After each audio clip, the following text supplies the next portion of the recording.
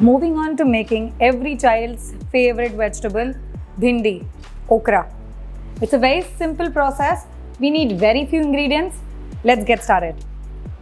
Heat a pan and add approximately 2 to 3 spoons of oil. Remember, okra has a slimy, sticky texture within, which needs a little more oil than other vegetables to cook in. Once your oil comes to heat, your oil is ready. Add half a spoon of cumin seeds. I'm grating a clove of garlic.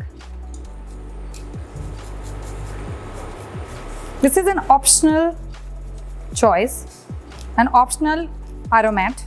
If you don't like garlic, don't add garlic. You can pound it, you can mixie grind it.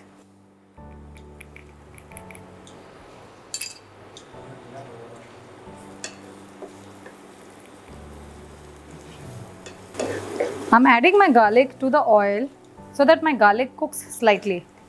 Once your garlic starts emitting the aroma, you can add in your chopped ladyfingers, okra, bhindi.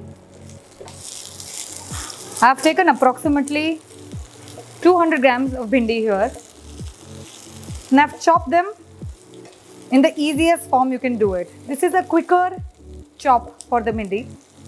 You can cut them round. I've cut them lengthwise. As you can see, the oil is coated over the bhindi. Bhindi takes a little longer to cook than other vegetables because we need to get rid of the slimy texture. If you can see, it has slimy thing to it. Bhindi is rich in zinc. A pro tip while making bhindi: always use a vessel which is double the size of the quantity that you have taken so that it gets adequate space for the slime to get cooked off with the oil.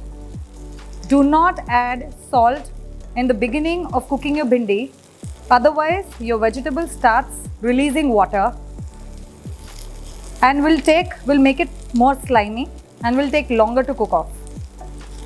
Spread your ladyfinger on the pan nicely and stir it every 2-3 minutes. If you can see, the ladyfinger has started browning a little on the edges and half of our slime has burnt off. The idea to keep stirring is to make sure that your bhindi doesn't get burnt from one place. It is evenly cooked. It's a very nice snack that you can make with okra. You can dry coat them with gram flour when you slice them this big and add dry spices to that gram flour like red chili powder, salt, and deep fry them. They are called karari bhindi here in India and they taste simply delicious. Always serve your bhindi gently so that you don't end up de-seeding them too much. The seeds will pop out otherwise if you mix them too much. It will become mushy. If you can see, the okra has already reduced a little from where we started. They've shrunk a little in size. Now I'm going to add the dry spices, which is red chili powder, salt, and a little bit of turmeric, a little bit of coriander and cumin powder.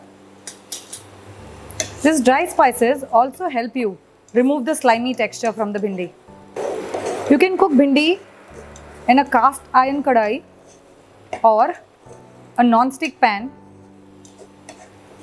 to make sure that the slime is cooked off and it doesn't burn from the bottom. If you use a steel vessel, all the masala is going to stick at the bottom and it's going to get burnt. All the dry spices. Our okra vegetable is almost ready to serve. It has retained its green color because we have taken a bigger vessel. The mouth of the vessel should always be big.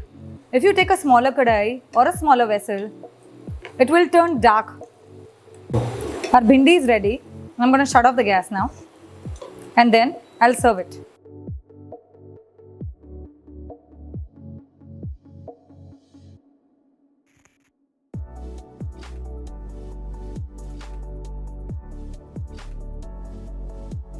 Our okra vegetable is ready. It is good to eat with any kind of paratha, chapati, and you can even add a curry to it. We add bhindis to our curry also at home. If you do not have any dry spices at home like red chili powder or turmeric, you can make it with a green spice paste, which is green chilies and garlic. It would rather also look very lush and delicious.